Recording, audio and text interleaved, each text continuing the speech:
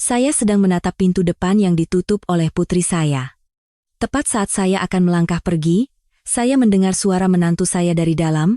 Jangan pernah berpikir kamu dan ibumu akan datang ke pesta promosiku. Semua orang di sana adalah orang-orang dari perusahaan besar.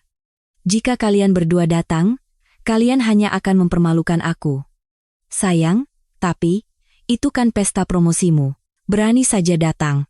Hari itu juga, kalian berdua akan kuusir dari rumah ini. Akhirnya saya mengerti bagaimana menantu saya, Bima, memandang saya dan putri saya. Bima, jadi selama ini beginikah caramu memandang putriku dan aku?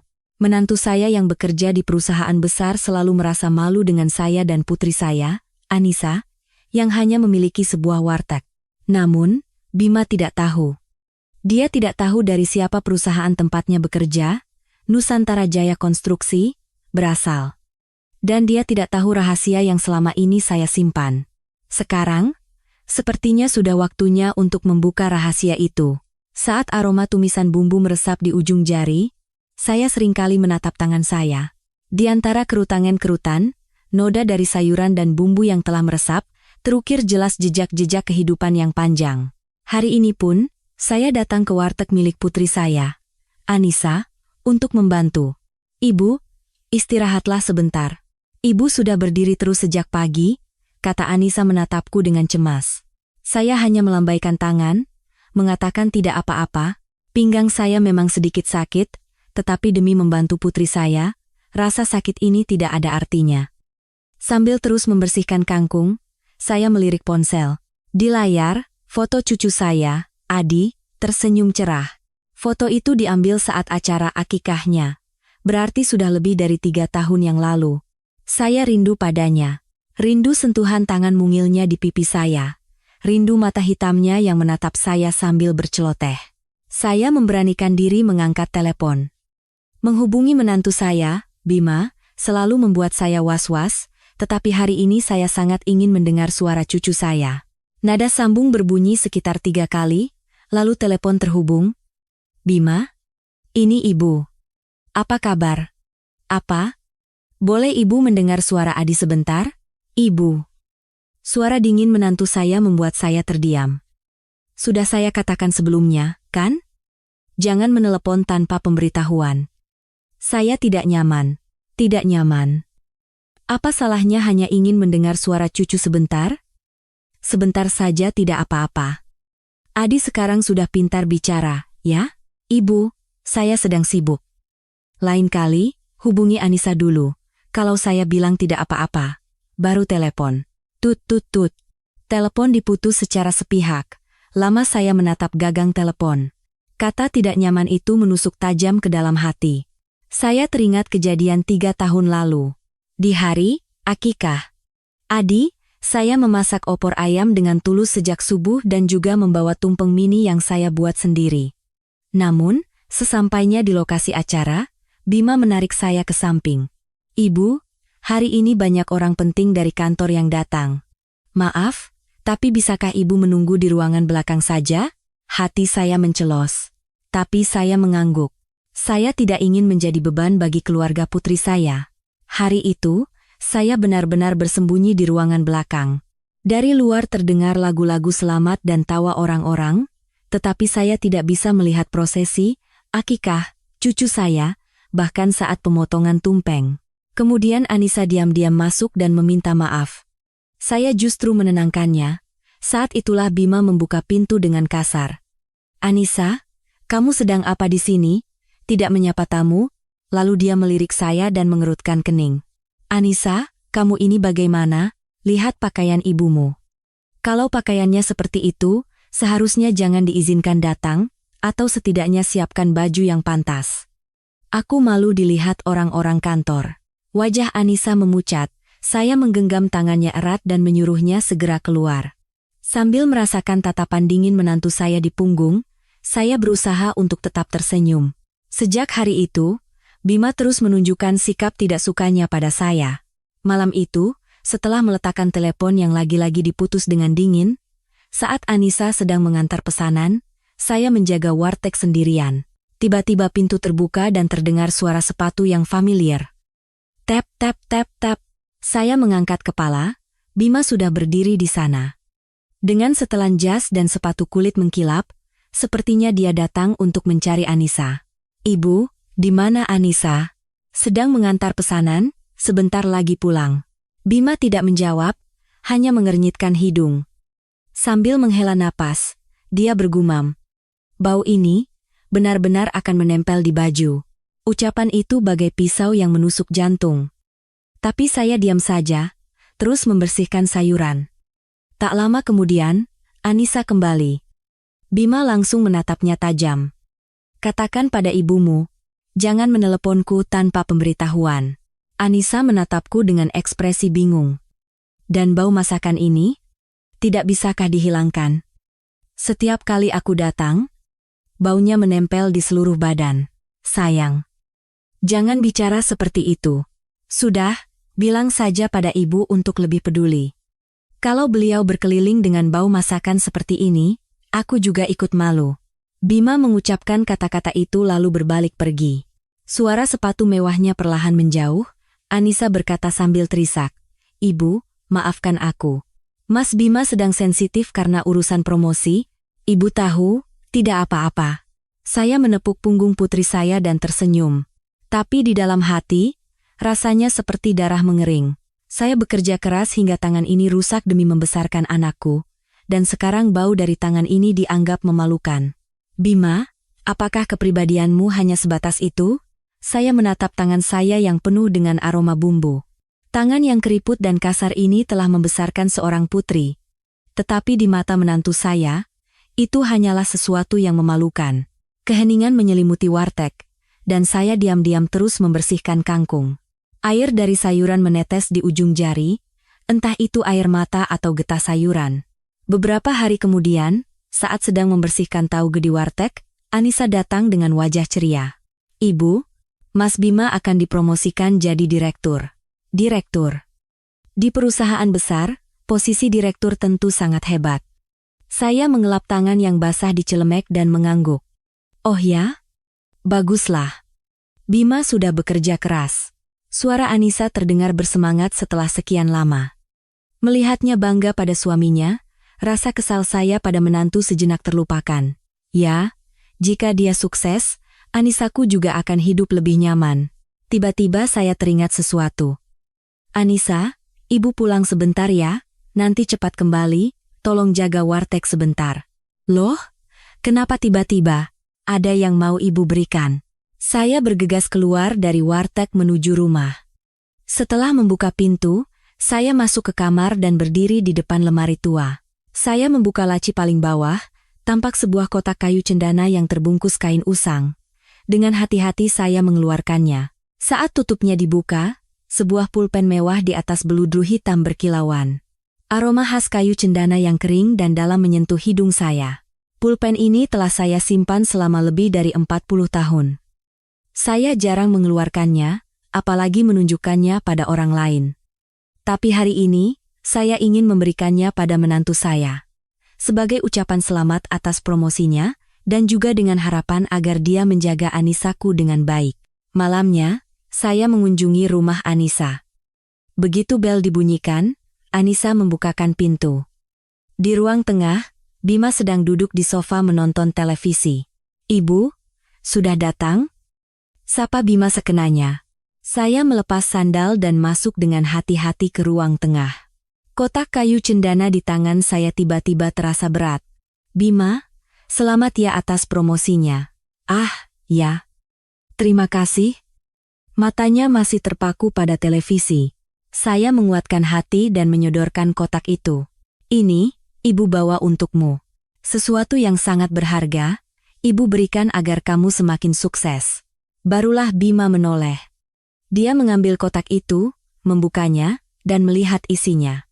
Ekspresinya perlahan berubah masam saat dia memeriksa pulpen itu. "Ini apa?" "Pulpen, sudah sangat tua dan benar-benar berharga." Bima tertawa sinis. Tawa itu membuat hati saya dingin. "Ibu, apakah ibu membeli barang palsu ini dari pasar loak? Barang KW seperti ini lebih baik diberikan pada anak-anak. Apa pantas untuk level saya?" Seketika itu juga, Bima melempar pulpen itu. Pulpen hitam itu melayang membentuk parabola sebelum jatuh ke dalam tempat sampah. Suaranya menggema di ruang tengah yang sepi. Saya merasa napas saya berhenti. Benda yang telah saya simpan lebih dari 40 tahun, benda yang sangat saya hargai, diperlakukan seperti sampah oleh orang yang tidak tahu nilainya. Anissa terkejut dan berlari ke tempat sampah.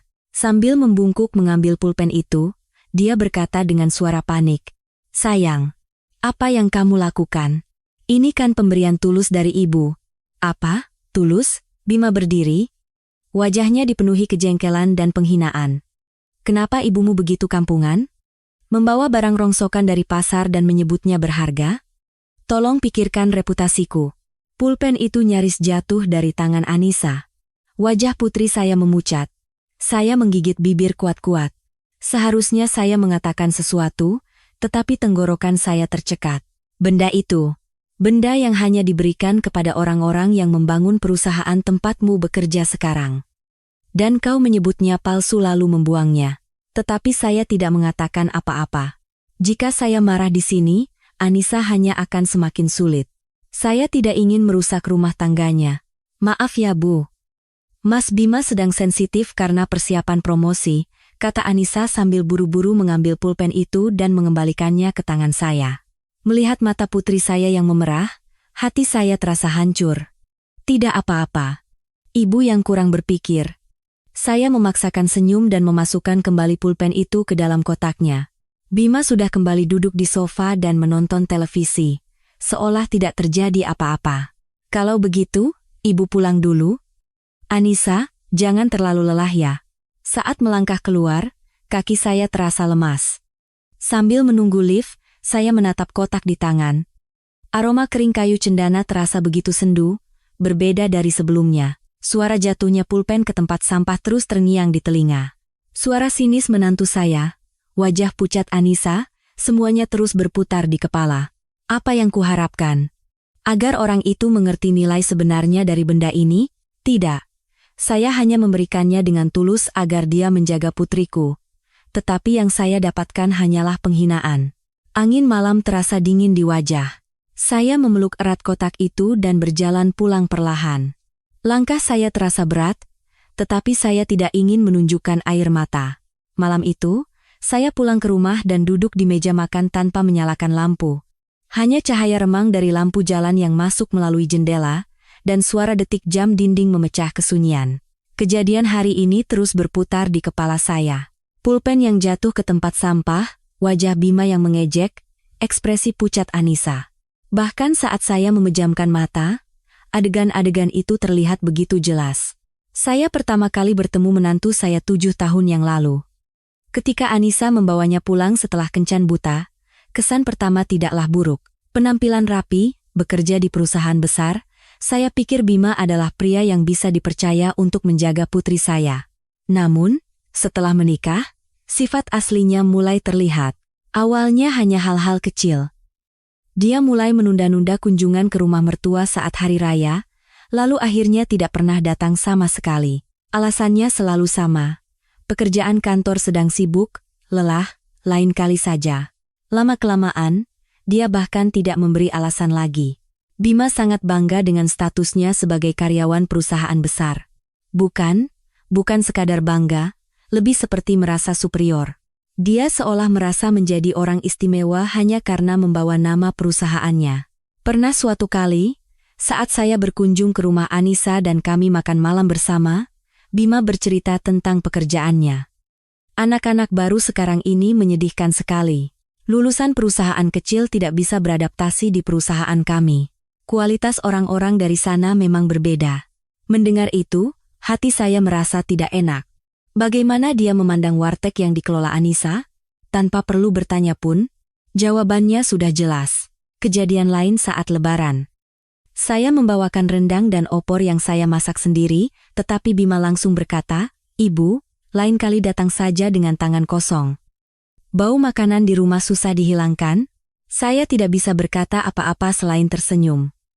Anissa di sampingnya sempat menegur, "Sayang, apa maksudmu?" Tetapi Bima pura-pura tidak dengar. Hari itu, saya membawa pulang kembali semua makanan yang saya bawa. Di dalam bus, Saya menahan air mata sekuat tenaga. Bahkan saat ulang tahun cucu saya, Adi, pun begitu. Saya membawakan kue tart buatan sendiri, dan Bima menghela napas sambil berkata, "Ibu, zaman sekarang anak-anak tidak makan kue seperti ini. Kenapa tidak beli yang bagus di mall saja?" Lalu dia mendorong kue yang saya buat dengan susah payah ke sudut kulkas. Hari itu, Adi meniup lilin di atas kue mewah yang dibeli Bima, dan kue tart buatan saya akhirnya dibuang tanpa tersentuh sedikit pun. Bagi Bima, mertua yang memiliki warteg adalah noda dalam kariernya. Aib yang harus disembunyikan dari rekan-rekan kerjanya. Itulah mengapa dia selalu menunjukkan sikap tidak nyaman setiap kali melihat saya. Awalnya saya mencoba memahami Bima. Saya dengar dia berasal dari keluarga miskin. Orang yang pernah hidup susah wajar jika terobsesi dengan kesuksesan, jadi saya pikir kesombongannya itu bisa dimaklumi. Saya bahkan sempat merasa kasihan padanya. Namun, seiring berjalannya waktu, saya sadar. Masalah Bima bukanlah masa lalunya yang miskin. Dia hanyalah orang yang kecanduan perasaan superior, perasaan manis bahwa dia berada di atas orang lain. Manusia kosong yang merasa baru menjadi orang, setelah menyandang status karyawan perusahaan besar. Dan orang seperti itu adalah suami putri saya. Memikirkan betapa sulitnya hidup Anissa membuat hati saya hancur. Dia selalu berada di antara ibu dan suaminya. Setiap kali Bima berkata kasar pada saya, Anissa akan membela suaminya dengan berkata, "Ibu, maafkan aku." Mas Bima sedang sensitif, sambil diam-diam menyeka air matanya. Saya selalu mengatakan hal yang sama pada Anissa. "Tidak apa-apa, Anissa. Yang penting kamu bahagia." Tapi, apakah dia benar-benar bahagia? Hidup dengan selalu memperhatikan raut wajah suami, berhati-hati saat bertemu ibunya sendiri, dan harus merasa malu dengan usaha yang dia jalankan. Itu bukanlah kebahagiaan. Bima tidak mencintai Anissa. Dia hanya menganggapnya sebagai pelengkap hidupnya. Istri yang mengurus rumah, membesarkan anak, dan tidak mencoreng citranya di masyarakat. Tidak lebih dan tidak kurang. Saya berharap menantu saya bisa benar-benar menyayangi putri saya. Saya teringat pesan saya pada Bima di hari pernikahan Anissa, tolong jaga Anissa baik-baik. Saya membesarkannya dengan penuh kasih sayang, lebih dari siapapun di dunia ini. Saat itu Bima menunduk dan menjawab, "Jangan khawatir, Bu. Saya akan menjaganya." Saya tidak pernah menyangka janji itu akan hancur sia-sia. Atau mungkin, sejak awal janji itu tidak tulus. Mungkin dia hanya ingin putri dari keluarga pemilik warteg ini merasa berterima kasih karena dinikahi olehnya, seorang karyawan perusahaan besar. Suara detik jam terdengar sangat keras. Tik-tok, tik-tok, seolah mengetuk-ngetuk dada saya. "Bima, apa yang membuatmu merasa begitu hebat? Karyawan perusahaan besar, apa itu memberimu hak untuk merendahkan orang lain? Kamu tidak tahu apa-apa tentang bagaimana perusahaan yang begitu kamu banggakan itu dibangun?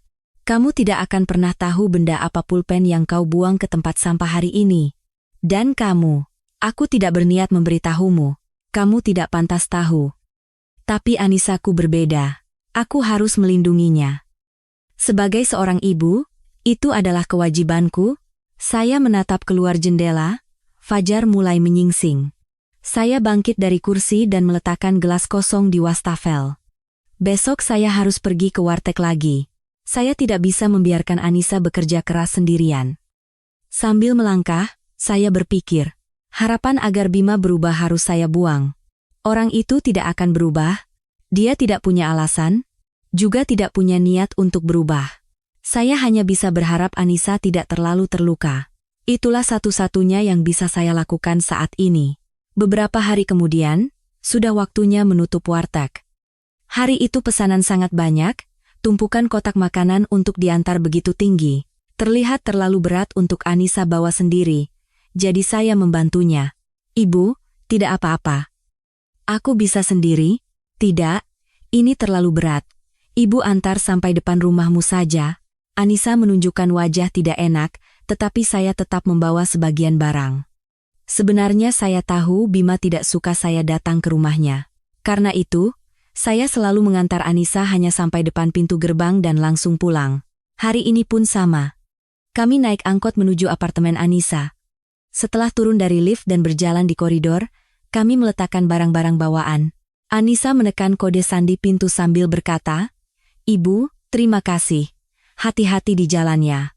"Iya, kamu juga istirahat yang baik. Hari ini kamu sangat lelah, kan?" Anissa membuka pintu dan masuk. Saat saya hendak berbalik, sebelum pintu benar-benar tertutup, saya mendengar suara Bima dari dalam. "Sudah pulang? Aku mau bicara." Tanpa sadar saya menghentikan langkah. Suara Bima yang terdengar dari celah pintu terasa tidak biasa. Merasa ada sesuatu yang tidak beres. Tanpa sadar saya menajamkan pendengaran. "Lihat ini, undangan pesta promosi dari kantor sudah datang." Terdengar suara kertas berdesir, mungkin suara membuka undangan. Wah, benarkah? Sampai ada pesta promosinya? Hebat sekali ya perusahaan besar. Suara Anissa terdengar penuh harap. Terasa sekali ketulusan seorang istri yang ikut bahagia atas promosi suaminya. Namun, harapan itu hancur berkeping-keping oleh perkataan Bima selanjutnya.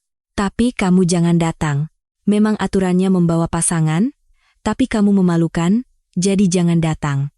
Kalau orang-orang kantor tahu istriku punya warteg, betapa malunya aku. Saya merasa napas saya tercekat. Berdiri di depan pintu, saya tidak bisa beranjak. "Sayang, tapi ini kan pesta promosimu.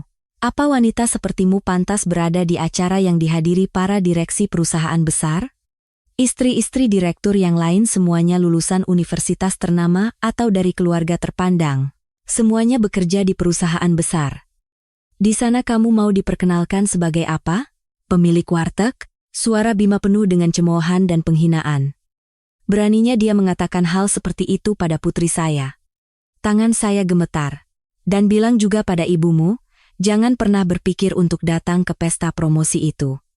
Kalau sampai orang tua itu muncul di sana, kamu dan ibumu akan kuusir, mengerti?" Hati saya mencelos. Orang tua itu? Dia membicarakan saya. Setelah 7 tahun menjadi menantunya dan bahkan memiliki cucu darinya, kata yang keluar dari mulutnya hanyalah, "Orang tua itu." "Sayang, itu terlalu. Jangan menghalangi jalanku dengan bau masakanmu itu dan tetaplah di rumah. Kamu tahu betapa sulitnya aku mencapai posisi ini. Aku tidak bisa membiarkan karierku hancur hanya karena kamu dan ibumu." Teriakan Bima menggema sampai ke koridor. Saya bersandar di dinding, tidak bisa bergerak. Kaki saya lemas. Rasanya ingin terduduk di tempat itu juga. Hening sejenak. Lalu terdengar suara lirih Anissa, "Baiklah, aku tidak akan datang." Satu kalimat itu bagai pisau yang menusuk jantung. Terbayang di benak saya putri saya menahan air mata sambil mengangguk. Tanpa melihat pun saya tahu betapa Anissa sedang menahan perasaannya, betapa hancur hatinya saat ini. Tanpa sadar, saya mengepalkan tangan. Kuku saya menancap ke telapak tangan, tetapi saya tidak merasakannya saking marahnya. Apa salahnya putriku punya warteg? Dengan tangan itu dia bekerja dari subuh hingga malam untuk mendukungmu. Saat kamu dinas luar kota, siapa yang menyiapkan bekalmu? Saat kamu lembur, siapa yang menunggumu dengan sup hangat? Dan sekarang kamu bilang bau itu menghalangi kesuksesanmu? Dari dalam pintu terdengar isak tangis Anissa yang tertahan. Saya menggertakkan gigi. Ingin rasanya saya membuka pintu sekarang juga dan meluapkan semua amarah pada Bima, tetapi itu hanya akan membuat Anissa semakin sulit. Saya berbalik. Sambil menunggu lift, saya berpikir, kesombongan Bima sudah mencapai puncaknya. Dia sudah melewati batas yang tidak bisa lagi ditolerir. Pintu lift terbuka. Saat masuk, saya melihat pantulan wajah saya di cermin. Wajah keriput, kulit kusam, tangan yang kasar. Di mata Bima, saya mungkin hanya terlihat seperti wanita tua yang menyedihkan. Tapi Bima, kamu tidak tahu siapa wanita tua ini. Dan bagaimana perusahaan yang begitu kamu banggakan itu dimulai, belum saatnya. Aku harus bersabar, demi Anissa. Tapi suatu saat, aku pasti akan menunjukkannya padamu. Siapa wanita tua bau masakan, yang begitu kamu hina ini? Lift sampai di lantai 1. Pintu terbuka dan saya melangkah keluar perlahan. Udara malam terasa dingin di wajah, tetapi api di dalam dada saya tidak kunjung padam. Beberapa hari menjelang pesta, Bima menelepon saya. Tumben sekali dia menghubungiku langsung, saya pun mengangkatnya. Tiba-tiba terdengar perkataan ini, "Ibu, tolong buatkan beberapa lauk untuk atasan saya di pesta promosi nanti." Seketika saya tidak percaya dengan apa yang saya dengar. Orang yang biasanya jijik dengan bau masakan tiba-tiba memintaku membuatkannya. Ini untuk hadiah atasan, jadi harus dibuat yang benar. Kemasannya juga yang rapi ya, pakai wadah baru, dan jangan tempelkan label nama apapun. Nada bicaranya seperti menyuruh pembantu. Bukan meminta tolong, melainkan memerintah. Sikapnya seolah lupa bahwa saya adalah ibu dari istrinya. Dan nanti antarkan ke lokasi pesta, tapi jangan menyapa saya. Pura-pura saja seperti kurir pengantar makanan. Mengerti? Tangan saya yang memegang telepon gemetar. Tetapi saya menjawab, "Baik," saya teringat Anissa. Saya tahu betapa sulitnya hidup putri saya di bawah orang itu. Jika saya menolak, kemarahannya pasti akan dilampiaskan pada Anissa. Hari H pesta. Saya bangun pukul 5 pagi untuk mulai memasak. Kering tempe, semur daging, tumis pare, teri kacang. Satu persatu saya masak dengan sepenuh hati. Seberapapun bencinya saya pada Bima, makanan ini akan disantap oleh atasannya, jadi tidak mungkin saya mengerjakannya asal-asalan. Tangan saya pegal karena terus menumis dan mengaduk, dan saya mencicipinya berkali-kali sampai rasanya pas. Setelah selesai mengemas, saya membawa wadah-wadah makanan yang berat. Bahu saya terasa pegal, tetapi saya tetap pergi ke lokasi pesta dengan 2 kali ganti angkot.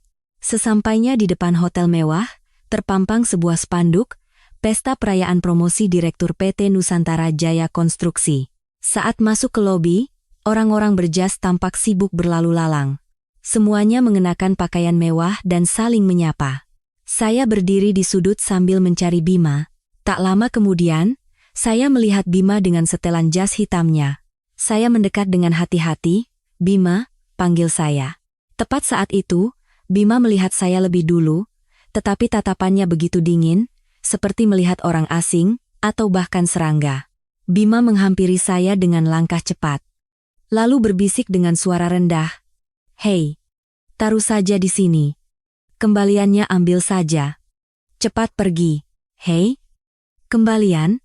Saya ini ibu mertuanya, tetapi diperlakukan seperti kurir." "Bima, kenapa kamu sampai seperti ini?" "Diam!" bentak Bima tajam. Beberapa orang di sekitar menoleh ke arah kami. "Kalau ada yang dengar bagaimana? Sudah kubilang jangan pura-pura kenal di sini. Cepat pergi." Saya kehilangan kata-kata. Hanya bisa berdiri mematung sambil memegang wadah makanan. Saat itu, Bima memanggil satpam yang lewat. "Pak, tolong usir nenek ini keluar. Dia pedagang asongan." Satpam itu mendekati saya. "Nek, silakan keluar lewat sini." "Bukan, saya." "Cepat, Nek. Jangan mengganggu acara." Dengan ditarik oleh satpam, saya keluar dari lobi. Saat saya menoleh ke belakang, Bima sudah kembali tertawa dan berbincang dengan orang lain. Seolah tidak ada yang terjadi. Saya berdiri termangu di tangga depan hotel untuk waktu yang lama. Masakan yang saya buat dengan tulus sejak subuh, dengan tangan yang pegal dan rasa yang dijaga, membawanya dengan susah payah naik turun angkot, dan yang saya dapatkan hanyalah penghinaan. Orang-orang yang lewat melirik saya. Wanita tua lusuh yang berdiri di depan hotel mewah pasti terlihat aneh. Tapi saya tidak bisa bergerak, bukan karena kaki saya lemas, tetapi karena saya merasa tidak seharusnya pulang begitu saja. Saya berhenti saat hendak melangkah pergi. Saya tidak mau pergi begitu saja. Tidak, saya tidak bisa.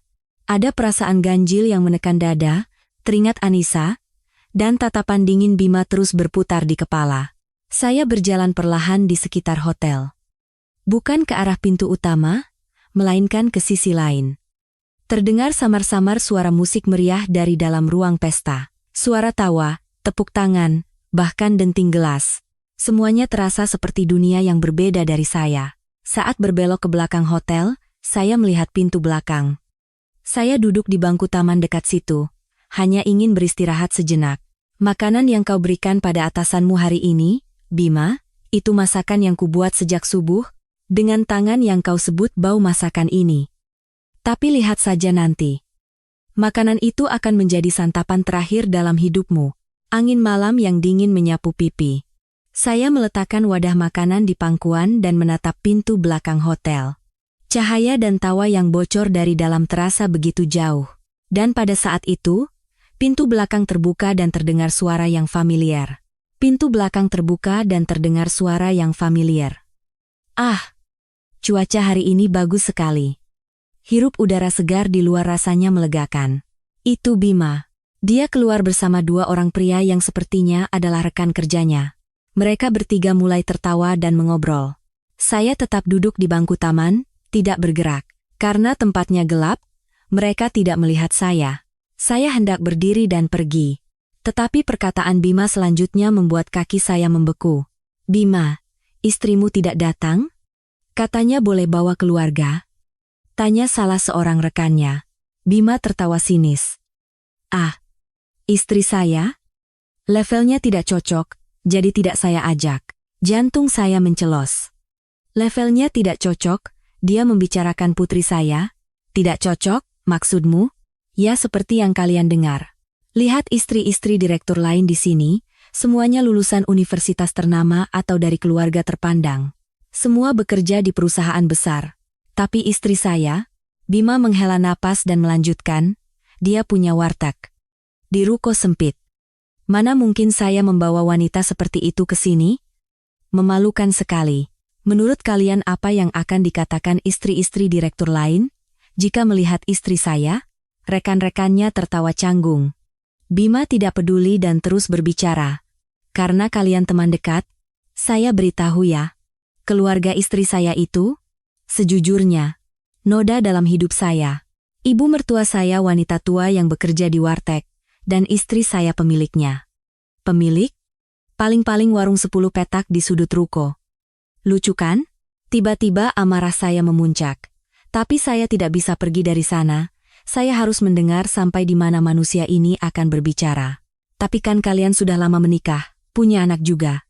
Terus kenapa? Setelah saya jadi direktur, saya akan bereskan semuanya. Kata bereskan membuat telinga saya tajam. Jangan-jangan. Bereskan? Maksudmu cerai? Iya. Saya harus mencari koneksi dengan keluarga yang lebih tinggi. Sekarang saya sudah direktur. Saya tidak mau terhambat lagi karena keluarga istri. Saya juga harus membangun keluarga dengan orang-orang yang selevel. Bima melempar gelas kertas di tangannya ke lantai, dan menginjaknya hingga remuk. Pemandangan itu seolah seperti dia sedang menginjak-injak kehidupan putri saya. Sejujurnya istri saya tidak ada bedanya dengan pembantu. Hanya mengurus rumah dan anak. Cuma itu. Ditambah lagi keluarga istrinya seperti itu, jadi tidak ada harapan. Salah seorang rekannya berkata ragu-ragu. Wah, tapi kalau bicara begitu, kenapa? Memang kenyataannya. Pokoknya setelah posisi direktur ini aman, saya akan langsung sodorkan surat cerai. Hak asuh anak biar dia yang ambil. Seluruh tubuh saya mulai gemetar. Apa ini perkataan manusia? Istri yang sudah hidup bersamanya selama 7 tahun dan memberinya anak akan dibereskan? Seperti barang bekas? Putriku, anakku yang berharga. Akan dibereskan? Tangan saya tanpa sadar meraba ponsel di saku. Dengan jari gemetar, saya menekan tombol rekam. Ponsel bergetar pelan, rekaman dimulai, tapi kalau cerai, urusan harta gono gini kan rumit? Itu tidak masalah. Cukup beri sedikit uang pesangon dan usir saja. Sebenarnya rumah kami atas nama ibu mertua. Tapi nanti saya akan akali agar bisa diambil. Mereka kan tidak pernah kerja di perusahaan besar seperti kita. Tidak tahu apa-apa soal dunia luar. Bima berkata dengan santai. Seolah sedang membuang barang. Keluarga istrimu tidak akan protes? Protes apa? Memangnya ibu mertua tua itu bisa apa? Cuma orang yang jualan di warteg. Bima tertawa terkekeh-kekeh. Dia menjadikan kejadian yang saya alami hari ini sebagai lelucon. Apa tidak keterlaluan? Ah, tidak apa-apa. Orang seperti mereka harus diperlakukan dengan keras. Kalau tidak, mereka akan terus merongrong. Sebentar lagi juga jadi orang lain. Dada saya terasa mau meledak. Jantung saya berdebar kencang. Ponsel di tangan saya basah oleh keringat. Tapi meski tangan saya gemetar, saya tidak menghentikan rekaman. Lalu, sudah ada rencana menikah lagi? Tentu saja. Ada anak perempuan dari rekanan bisnis, lulusan UI dan keluarganya juga terpandang. Setelah posisi direktur aman, saya akan mulai mendekatinya. Bima tersenyum licik. Belum juga cerai, dia sudah mencari wanita lain. Wah, rencanamu matang sekali. Hidup harus seperti ini. Masa saya harus selamanya terikat dengan keluarga warteg dan tidak bisa naik kelas? Saya teringat kejadian 30 tahun yang lalu. Saat suami saya tiba-tiba meninggal dunia, Anissa baru berusia 5 tahun. Di rumah duka, sambil memeluk anak saya yang menangis mencari ayahnya, saya bertekad, anak ini akan saya lindungi dengan tangan saya sendiri. Karena itu, saya mundur selangkah. Saya melepaskan semua pekerjaan yang saya lakukan, semua yang telah saya bangun, dan saya memilih untuk tetap di sisi Anissa. Orang-orang bilang saya gila. Kenapa melepaskan hal sebaik itu? Apa tidak sayang? Tapi saya tidak menyesal. Saya hanya muncul sesekali saat ada keputusan besar yang harus diambil, dan sisa waktu saya hanya untuk putri saya. Selama Anissa bahagia, itu sudah cukup, itulah satu-satunya tujuan hidup saya. Tapi sekarang, putri saya diperlakukan seperti barang bekas oleh manusia itu. Disebut sebagai target yang harus dibereskan. Anakku, Bima dan rekan-rekannya kembali masuk ke dalam. Setelah pintu tertutup, barulah saya bangkit dari bangku. Kaki saya gemetar, tetapi hati saya justru menjadi dingin. Saya melihat layar ponsel, waktu rekaman menunjukkan 5 menit 14 detik. Saya menekan tombol berhenti dan menyimpan file tersebut. Saya memutarnya sekali lagi untuk memastikan rekamannya bagus. Suara Bima terdengar sangat jelas. Baiklah. Akan kutunjukkan padamu apa artinya dibereskan. Bima, hari ini kau telah menggali kuburanmu sendiri dengan mulutmu. Tapi belum saatnya. Ingin rasanya saya masuk sekarang juga dan mencengkeram kerah baju Bima, tetapi tidak boleh. Saya harus menyelesaikannya dengan lebih pasti, lebih tuntas. Saya kembali duduk di bangku. Angin malam terasa dingin di wajah, tetapi di dalam dada saya api dingin membara. Anissa, tunggu sebentar. Ibu pasti akan melindungimu. Dari laki-laki jahat itu? Pasti. Saat itu ponsel di saku saya berdering. Anissa. Begitu saya menjawab, suara Anissa terdengar. Ibu. Aku. Anissa? Kenapa jam segini? Ibu. Bagaimanapun juga ini kan pesta promosi suamiku, aku mau ke sana sebentar untuk kasih bunga. Tidak apa-apa kan? Jantung saya mencelos. Kata-kata Bima tadi masih terngiang jelas di telinga. Akan dibereskan, akan disodorkan surat cerai, akan menikah lagi dengan wanita dari keluarga yang lebih tinggi, dan sekarang Anissa akan datang membawakan bunga untuk laki-laki seperti itu? Anissa, jangan datang. Kumohon. Kenapa? Suara ibu kenapa? Ada apa? Pokoknya hari ini jangan. Bima tidak akan suka. Kan dia sudah bilang jangan datang. Tidak apa-apa, Bu. Aku hanya mau kasih bunga dari jauh dan langsung pulang. Tidak masuk ke dalam pestanya. Hanya mau lihat wajahnya di pintu masuk dan mengucapkan selamat. Bagaimanapun juga dia suamiku. Bagaimanapun juga dia suamiku. Kata-kata itu menusuk jantung. Anakku yang polos. Apa kau tahu suamimu itu menyebutmu apa? Tidak ada bedanya dengan pembantu, target yang harus dibereskan, dan kau masih mau memberinya bunga? Anissa, dengarkan ibu. Dengarkan? Kumohon jangan datang. Ibu, aku sudah hampir sampai. Sudah di depan hotel, kututup ya. Tut, tut, tut. Telepon terputus, saya langsung berdiri. Jantung saya berdebar kencang. Aku harus menghentikan Anissa. Anak itu tidak boleh bertemu Bima. Tidak boleh. Saya berlari dari taman menuju pintu utama hotel. Entah kapan terakhir kali kaki saya yang sudah berusia 68 tahun ini bergerak secepat ini, tapi sudah terlambat. Dari kejauhan saya melihat Anissa dengan buket bunga di tangannya masuk ke lobi hotel. Saya segera mengikutinya, tetapi kehilangan jejaknya di antara kerumunan orang. Sambil melihat sekeliling lobi, saya mendengar suara yang familiar dari arah pintu samping. Sayang, Anissa. Saya bersembunyi di balik pilar dan mengamati situasi. Jantung saya berdebar kencang. Kumohon, jangan terjadi apa-apa. Anissa menyodorkan buket bunga sambil tersenyum cerah. Buket mawar merah muda dan baby's breath yang dibungkus dengan cantik. Dilihat dari pita putihnya, dia pasti lama memilihnya di toko bunga. Selamat atas promosinya, sayang. Kamu sudah bekerja keras, aku bangga padamu. Tetapi ekspresi Bima mengeras. Tidak ada senyum sama sekali. Sambil melihat sekeliling, dia menarik kasar lengan Anissa. Apa-apaan ini? Kenapa kamu datang? Sudah kubilang jangan datang. Aku hanya ingin mengucapkan selamat. Aku hanya akan memberikan bunga ini dan langsung pergi. Aku tidak akan masuk ke dalam. Bunga? Kenapa bawa barang seperti ini? Bima merebut buket bunga dari tangan Anissa, seolah sedang memegang sesuatu yang kotor. Lalu dia tertawa sinis sambil menatap buket itu. Ini apa? Beli di pasar? Bungkusannya kenapa begini? Bukan, aku pilih sendiri di toko bunga. Hah, memalukan.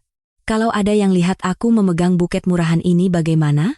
Karangan bunga dari istri-istri direktur lain jauh lebih mewah. Bima melempar buket itu ke lantai. Dengan suara buk, bunga-bunga itu berserakan di lantai marmer. Mawar merah muda bergulingan di atas lantai putih.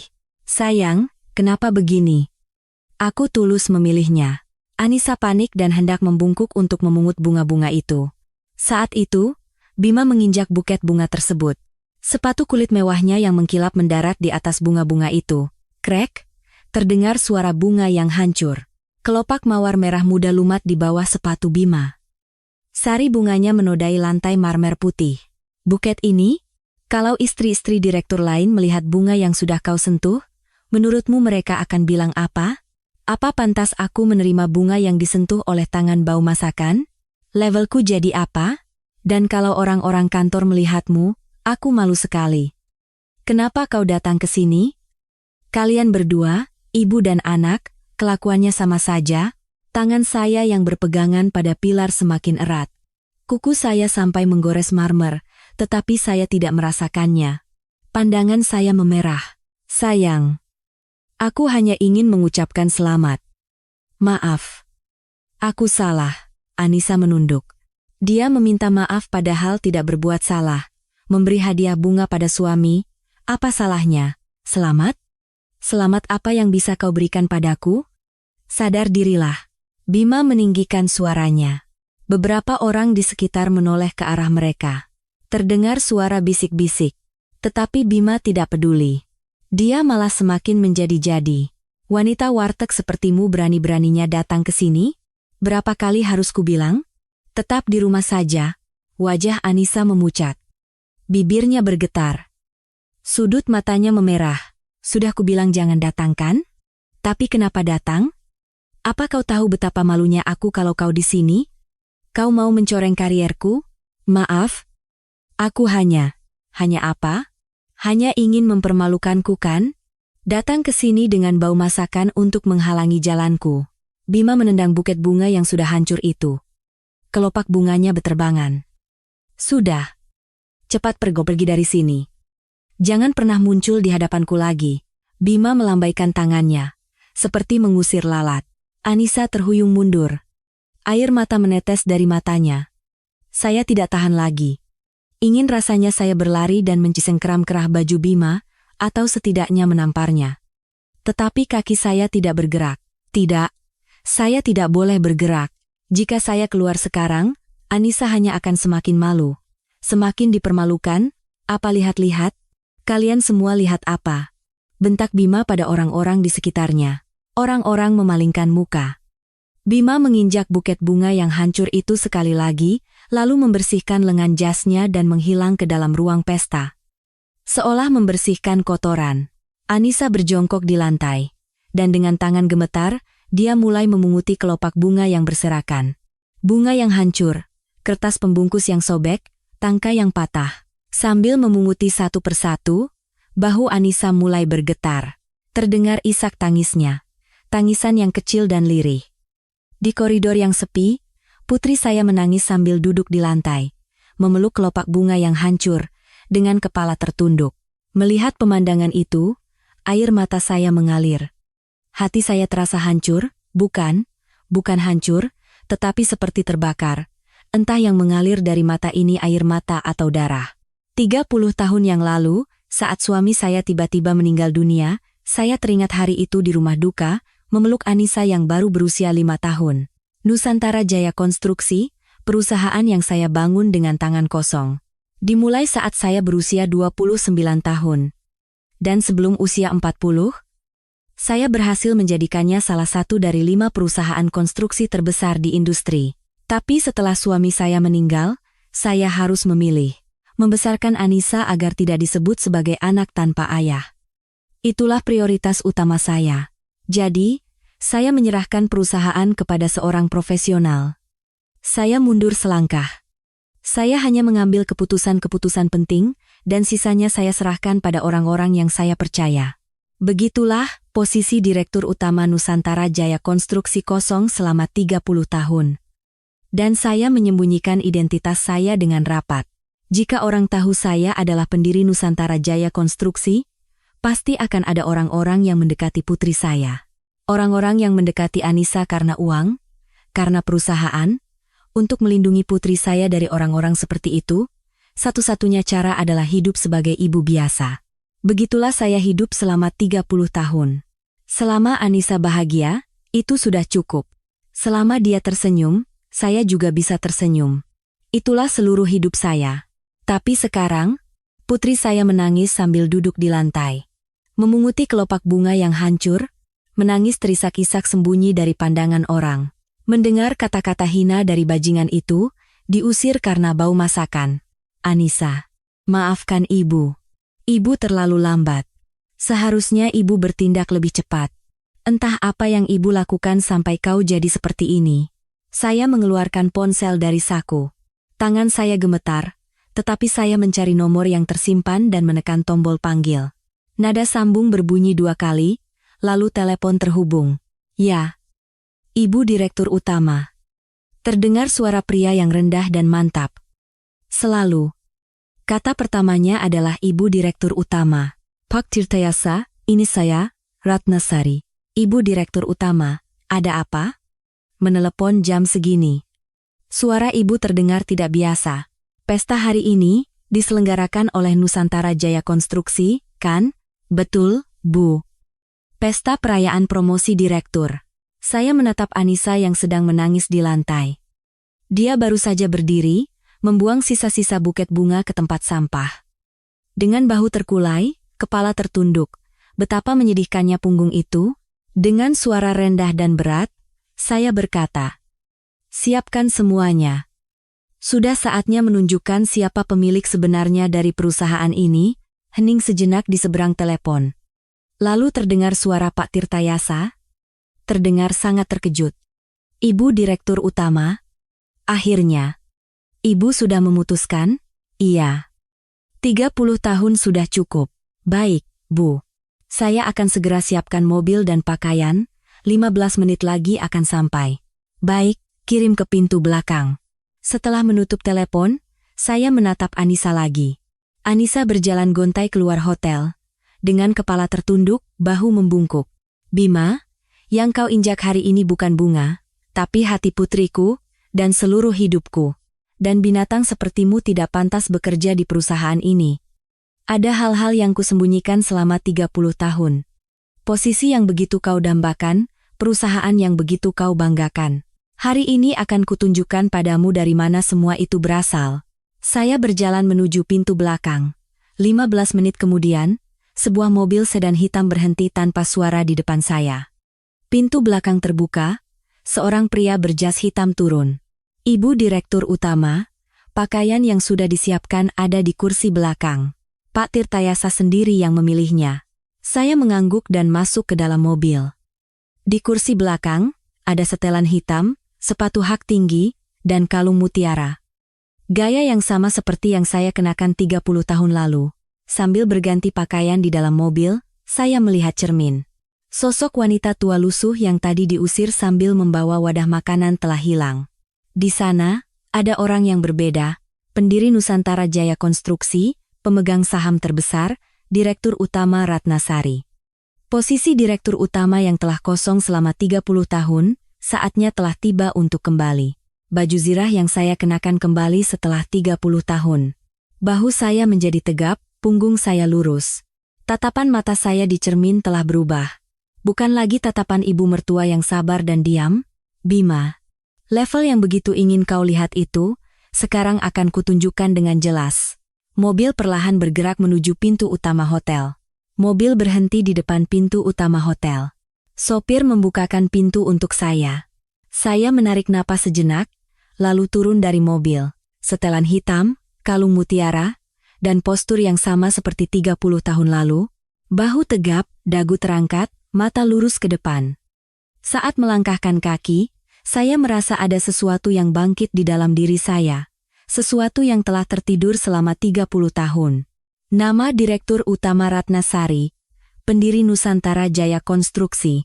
Saya masuk ke lobi hotel. Tap, tap, tap. Suara sepatu hak tinggi saya menggema di lantai marmer. Lantai yang sama tempat saya diusir sambil membawa wadah makanan tadi. Lantai yang sama tempat lengan saya ditarik oleh satpam. Tapi langkah saya kali ini berbeda. Tidak ada lagi rasa minder, tidak ada lagi rasa hina. Pintu masuk ruang pesta terlihat. Dari dalam masih terdengar suara musik dan tawa. Cahaya lampu gantung berkilauan mewah. Saya berjalan lurus menuju pintu itu tanpa berhenti. Bima, level yang begitu ingin kau lihat itu, sekarang akan kutunjukkan dengan jelas. Siapa pemilik sebenarnya dari Nusantara Jaya Konstruksi yang begitu kau banggakan? Saya membuka pintu ruang pesta dan melangkah masuk. Beberapa orang menoleh ke arah saya. Wanita tua berjas hitam yang masuk sendirian pasti terlihat aneh. Seorang staf di pintu masuk menghampiri saya. Permisi, Bu. Boleh saya lihat undangannya? Saya tidak menjawab, hanya menatap lurus ke matanya. Lalu saya berkata singkat, minggir.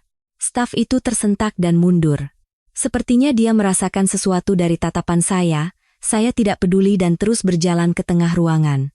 Tap, tap, tap, tap, suara sepatu hak tinggi saya menembus suara musik pesta.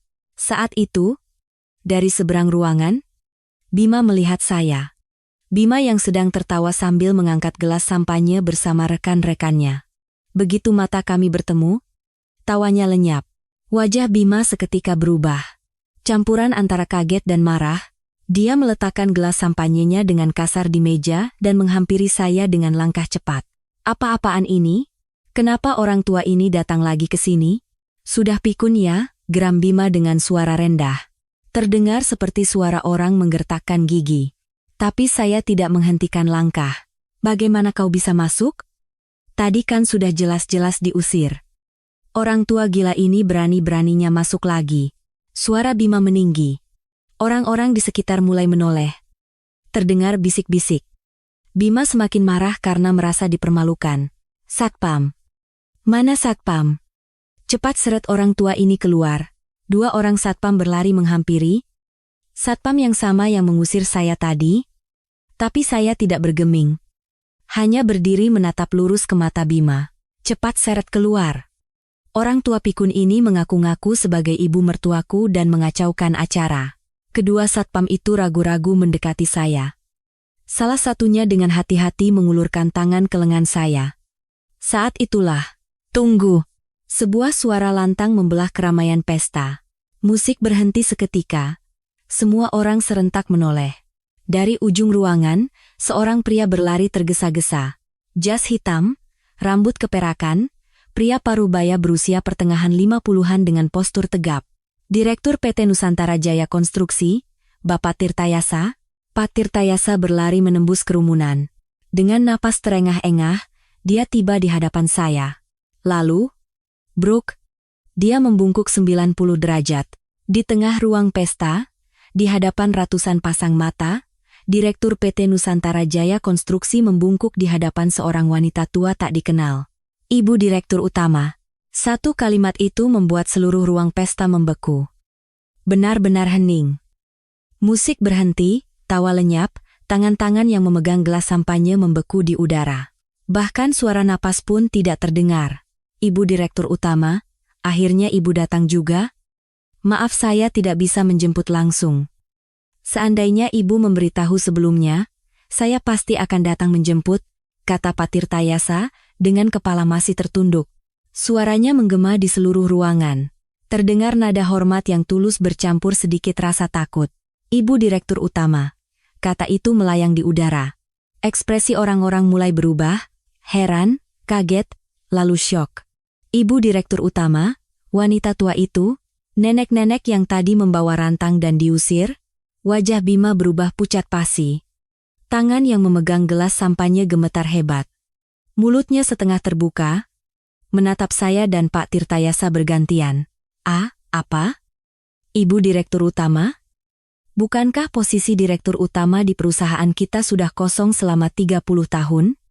Tanya Bima terbata-bata. Suaranya pecah. Pak Tirtayasa perlahan menegakkan tubuhnya dan menatap Bima. Tatapannya dingin. Direktur Bima, apa kau benar-benar tidak tahu siapa beliau ini? Pak Tirtayasa menunjuk ke arah saya. Lalu dia melihat sekeliling ruangan dan meninggikan suaranya. Suara yang jelas terdengar sampai ke ujung ruangan tanpa mikrofon. Beliau ini adalah pendiri sekaligus pemegang saham terbesar Nusantara Jaya Konstruksi, Ibu Direktur Utama Ratnasari. 40 tahun yang lalu, beliau membangun perusahaan ini dengan tangan kosong. Gempar. Ruang pesta mulai bergemuruh. Bisik-bisik menyebar seperti gelombang. Pendiri, Direktur Utama Ratnasari, legenda itu, beliau masih hidup. Kukira sudah pensiun. Wanita itu Direktur Utama? Bukannya tadi yang diseret Satpam? Ibu mertua Direktur Bima adalah Direktur Utama? Saya berdiri diam, mengamati reaksi orang-orang. Nama yang tidak terdengar selama 30 tahun, Direktur Utama Ratnasari, nama saya. Orang yang membangun Nusantara Jaya Konstruksi, membesarkannya, dan menjadikannya salah satu dari 5 perusahaan konstruksi terbesar di industri. Nama itu kembali menggema di ruangan ini. Bima terhuyung. Wajahnya pucat seperti kertas. Gelas sampainya di tangannya jatuh ke lantai dan pecah berkeping-keping. Tidak mungkin. Ini tidak masuk akal. Tidak mungkin? Saya akhirnya membuka suara. Suara saya rendah dan dingin. Suara yang tersembunyi selama 30 tahun. Suara seorang Direktur Utama. Bima? Aku minta maaf telah membohongimu selama ini. Aku hanya menyembunyikan identitasku demi kebahagiaan putriku. Tapi, saya melangkah maju. Bima tersentak dan mundur. Kau menyebutku orang tua pikun, dan terutama, kau menginjak-injak putriku dengan menyebutnya hina. Itu tidak akan kumaafkan. Lutut Bima mulai gemetar. Direktur Utama, bukan. Ibu. Saya. Ibu? Saya tertawa sinis. Tawa yang dingin. Orang yang baru saja menyebutku orang tua pikun sekarang memanggilku ibu dan Direktur Utama? Orang yang menyuruh Satpam untuk menyeretku keluar? Pak Tirtayasa menyahut dari samping. Suaranya bercampur amarah. Ibu Direktur Utama. Orang ini menyebut ibu orang tua pikun? Benar. Baru saja, di tempat ini, di hadapan ratusan orang. Wajah Pak Tirtayasa mengeras. Dia berbalik menghadap Bima. Bima, kau menyebut pendiri Nusantara Jaya Konstruksi orang tua pikun, orang yang mendirikan perusahaan ini? Saya tidak tahu. Sungguh saya tidak tahu. Siapa yang akan tahu? Bima mengibaskan tangannya dengan panik, suaranya pecah dan gemetar. Tapi tidak ada yang peduli dengan pembelaannya. Saya perlahan melihat sekeliling ruang pesta. Di bawah lampu gantung yang mewah, orang-orang berjas menatap saya, para direksi, manajer, dan para calon direktur yang seharusnya menjadi bintang utama hari ini. Semua menahan napas, memperhatikan saya, perusahaan ini. Saya memulai dengan suara rendah. Ruang pesta menjadi sunyi senyap. Perusahaan yang kubangun dengan tangan kosong 40 tahun yang lalu, ternyata menjadi tempat berkembang biaknya orang-orang yang tidak tahu bagaimana menghargai sesama. Saya menatap lurus ke arah Bima. Pak Tirtayasa. Ya, Bu. Apa kau tahu apa yang telah dilakukan orang ini di pesta hari ini? Apa yang terjadi, Bu? Saya melangkah maju lagi. Bima terhuyung mundur, menginjak pecahan gelas sampainya. Putriku datang membawa buket bunga untuk mengucapkan selamat. Bunga yang dipilihnya dengan tulus untuk merayakan promosi suaminya. Tapi orang ini, dia melempar buket itu ke lantai dan menginjak-injaknya, sampai kelopak bunganya hancur. Ruang pesta kembali bergemuruh. Desahan kaget terdengar dari mana-mana. Dan kau tahu apa yang dikatakannya? Wanita warteg sepertimu berani-beraninya datang ke sini. Hina, jangan menghalangi jalanku, Bima berkata dengan suara gemetar. Direktur utama, itu, saya hanya sedang emosi. Emosi? Saya tertawa dingin. Kau menyebut putriku hina itu karena emosi? Putri yang kubesarkan selama lebih dari 30 tahun? Putri yang kubesarkan dengan penuh kasih sayang? Beraninya kau sebut hina? Bima berlutut. Di tengah ruang pesta, di hadapan ratusan orang, sepatu kulit mewahnya yang mengkilap menyentuh lantai marmer. Maafkan saya, Direktur Utama, saya salah. Tolong maafkan saya sekali ini saja. Saya menatap Bima yang berlutut. Pria yang baru saja menginjak-injak putri saya, sekarang bersujud di lantai memohon ampun. Pemandangan yang menyedihkan. Maaf? Saya menggelengkan kepala. Bima, maaf diberikan kepada orang yang menyesal. Kau sekarang tidak menyesal. Kau hanya takut karena identitasku terungkap. Saya mengeluarkan ponsel dari saku.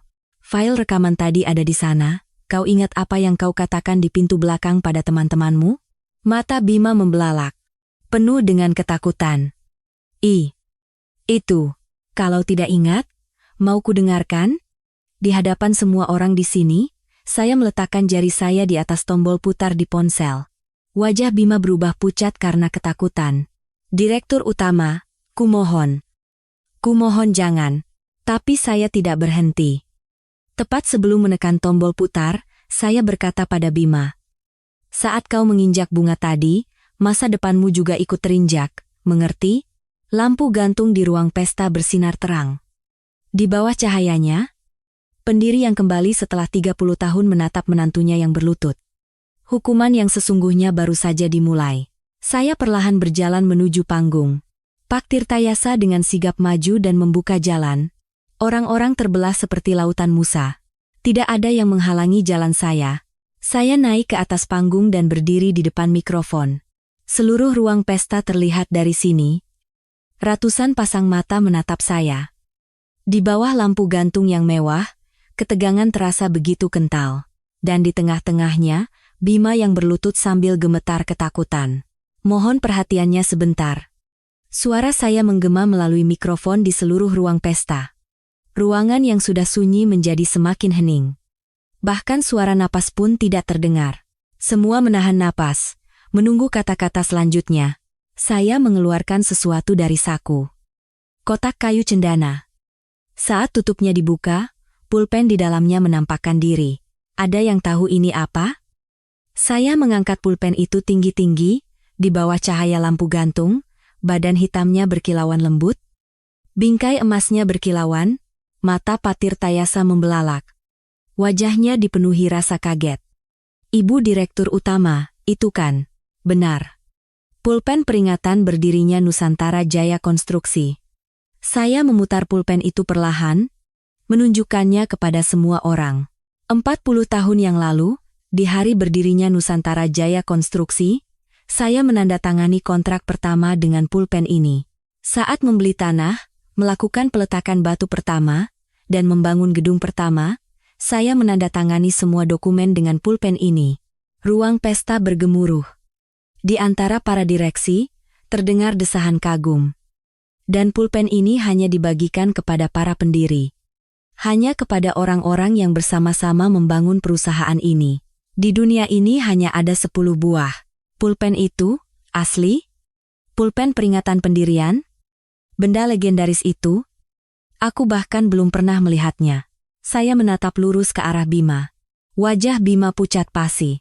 Beberapa hari yang lalu, saya memberikan pulpen ini sebagai hadiah kepada menantu saya, sebagai ucapan selamat atas promosinya, dan berpesan agar menyimpannya baik-baik karena ini benda yang sangat berharga. Bima menundukkan kepalanya dalam-dalam. Sepertinya dia sudah bisa menebak apa yang akan terjadi selanjutnya. Tapi tahu apa yang dikatakannya? Saya melihat sekeliling ruangan dan berkata, dia bilang ini barang palsu dari pasar loak, tidak sesuai dengan levelnya.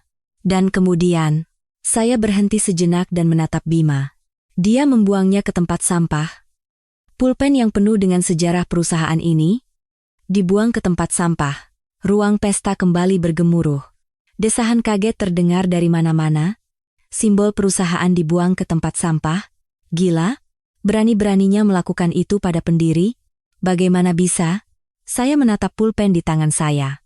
Pulpen yang saya ambil dari tempat sampah, pulpen yang Anissa pungut sambil menangis. Malam itu, saya menangis sambil membersihkan pulpen ini. Kau tidak tahu kan? Bahwa pulpen yang kau sebut palsu dan kau buang itu adalah nyawamu? Bima bersujud di lantai, membenturkan dahinya ke marmer sambil memohon. Buk! Suara benturan itu tertangkap mikrofon. Direktur utama, kumohon. Saya benar-benar tidak tahu. Tolong maafkan saya sekali ini saja.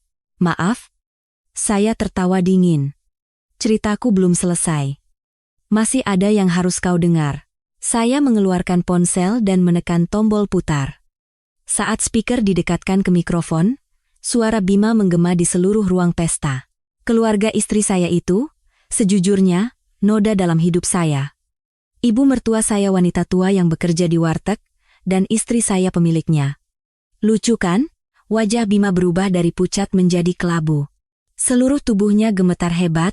Setelah saya jadi direktur, saya akan bereskan semuanya. Saya harus mencari koneksi dengan keluarga yang lebih tinggi. Sekarang saya sudah direktur.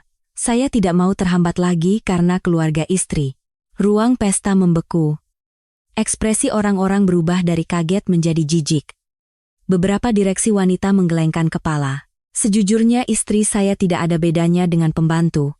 Hanya mengurus rumah dan anak.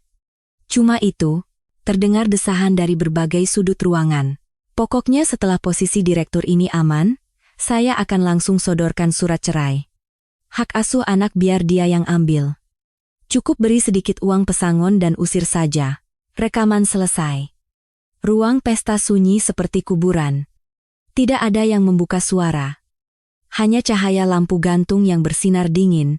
Saya memasukkan ponsel ke saku dan berkata, itulah isi hati orang ini.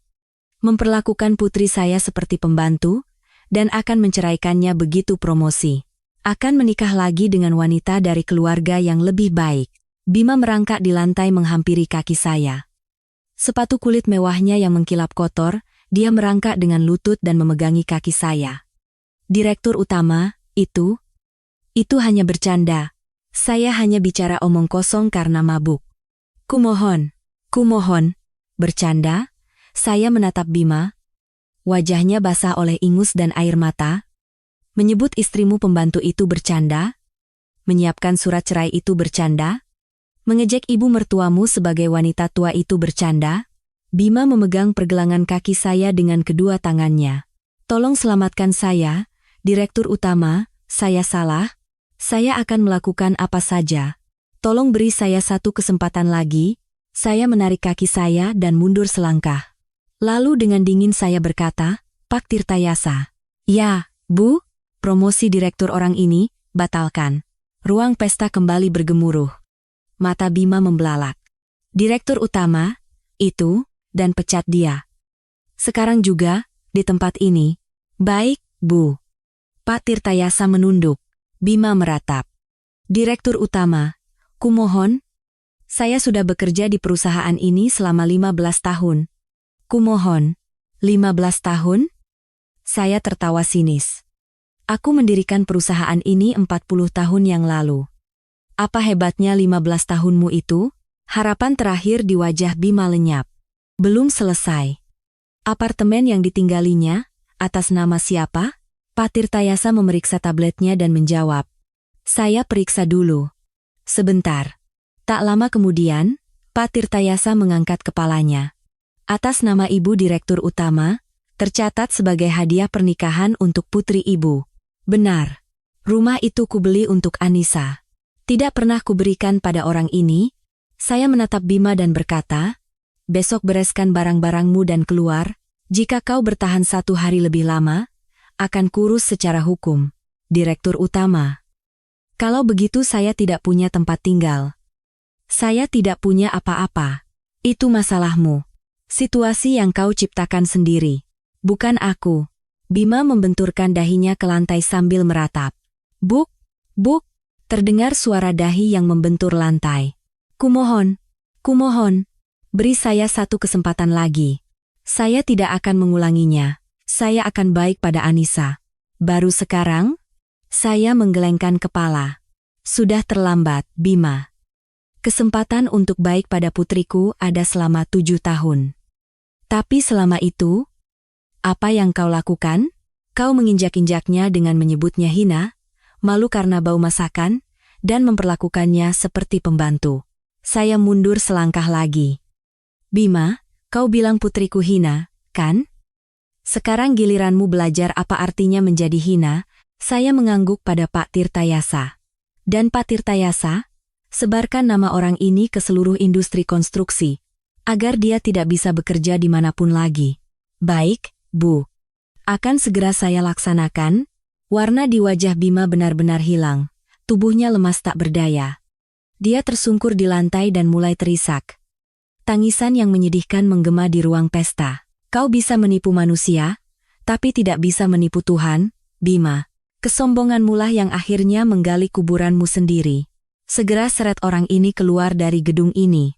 2 orang satpam datang dan memegangi kedua lengan Bima. Bima meronta, tetapi sia-sia. Kakinya lemas, dia diseret keluar. Direktur utama. Selamatkan saya. Kumohon. Kumohon. Pintu ruang pesta terbuka dan Bima diseret keluar. Begitu pintu tertutup, suara ratapannya pun menjauh. Dan di ruang pesta kembali hening. Saya berdiri di depan mikrofon, menarik napas sejenak. Hati saya lega. Rasanya semua yang terpendam selama 7 tahun terakhir ini meledak sekaligus. Saya mundur selangkah dari mikrofon dan melihat sekeliling ruangan. Semua menahan napas, menatap saya. Pesta hari ini sampai di sini. Saya berkata dengan tenang. Untuk para calon direktur yang lain, selamat. Saya harap kalian terus bekerja keras untuk perusahaan. Dan, saya melihat sekeliling ruangan sekali lagi. Ingat baik-baik apa yang kalian lihat hari ini, apa yang akan terjadi jika kalian merendahkan orang lain. Bangga bekerja di Nusantara Jaya Konstruksi itu bagus. Tapi, jangan sampai kebanggaan itu menjadi senjata untuk merendahkan orang lain. Lalu saya turun dari panggung. Pak Tirtayasa dengan sigap menghampiri. Ibu Direktur Utama, putri ibu ada di luar. Sudah saya panggil, Anissa.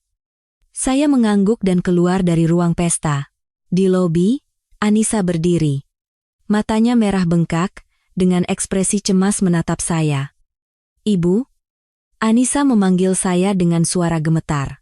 Saya tidak berkata apa-apa, hanya mendekati putri saya dan memeluknya. Bahu Anissa mulai bergetar. Ibu, maafkan aku. Aku tidak tahu. Ibu orang seperti itu. Tidak apa-apa. Anissa, tidak apa-apa. Saya menepuk-nepuk punggung putri saya dan berbisik, ibu yang minta maaf. Seharusnya ibu bertindak lebih cepat. Bukan. Bu, ini bukan salah ibu. Anissa mengangkat kepalanya dari pelukan saya. Dengan wajah basah air mata, dia menatap saya. Tapi Bu, benarkah? Ibu yang mendirikan Nusantara Jaya Konstruksi? Iya.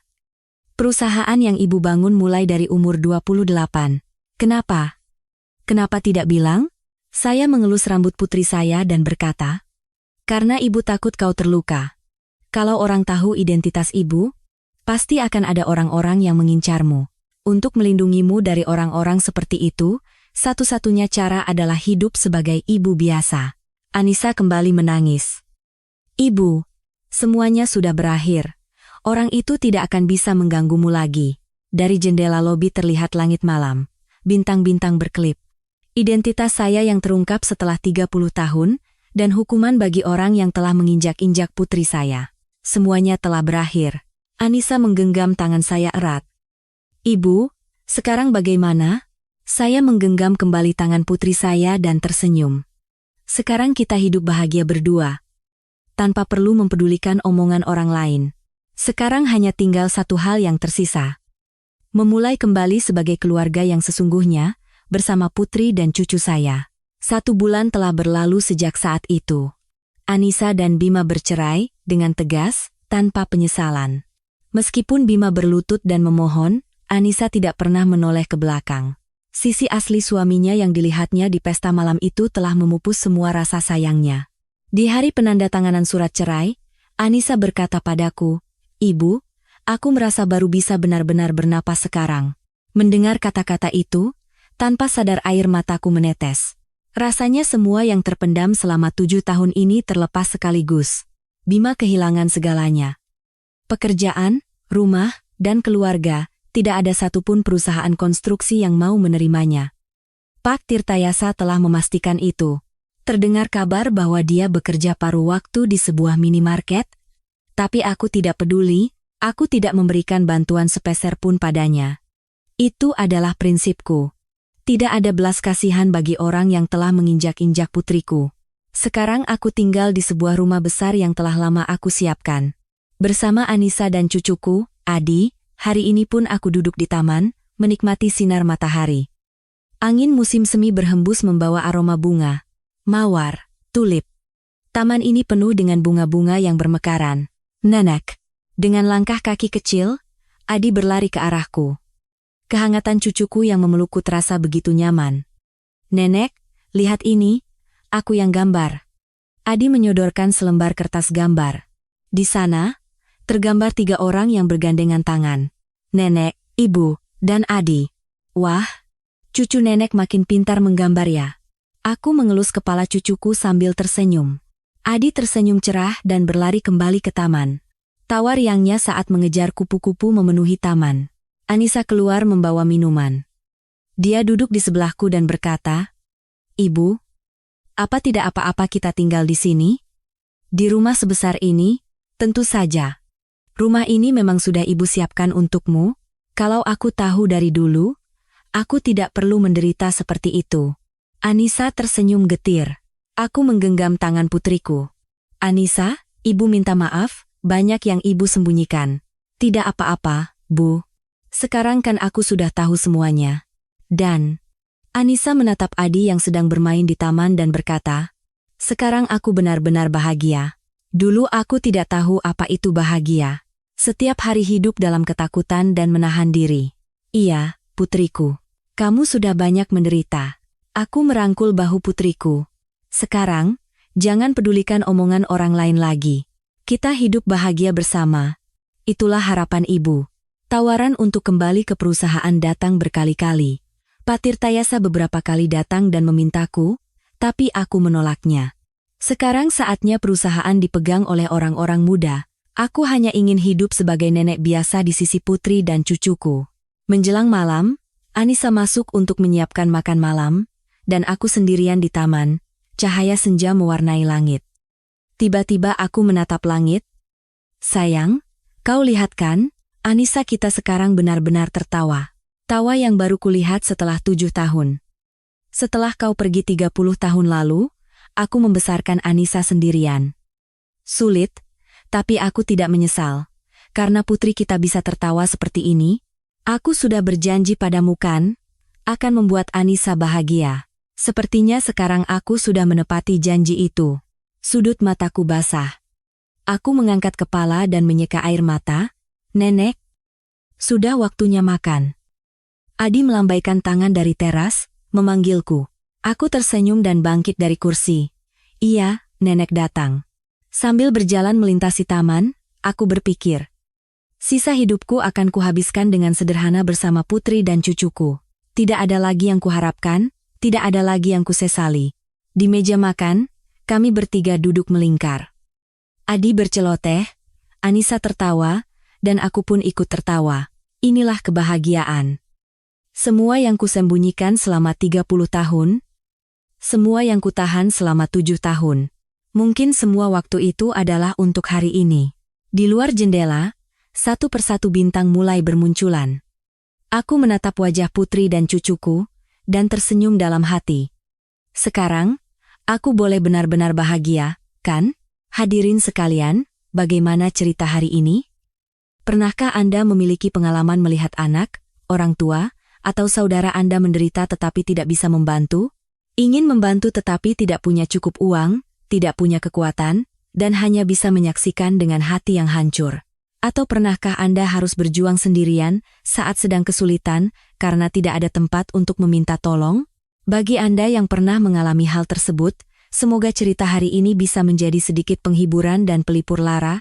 Karena keinginan untuk melindungi orang yang kita cintai, itu adalah perasaan yang sama bagi semua orang. Jika cerita hari ini berkesan di hati Anda, silakan berlangganan dan aktifkan notifikasi untuk pertemuan kita selanjutnya. Panggung drama kita akan kembali lagi, dan silakan bagikan perasaan dan pikiran Anda setelah mendengar cerita hari ini di kolom komentar.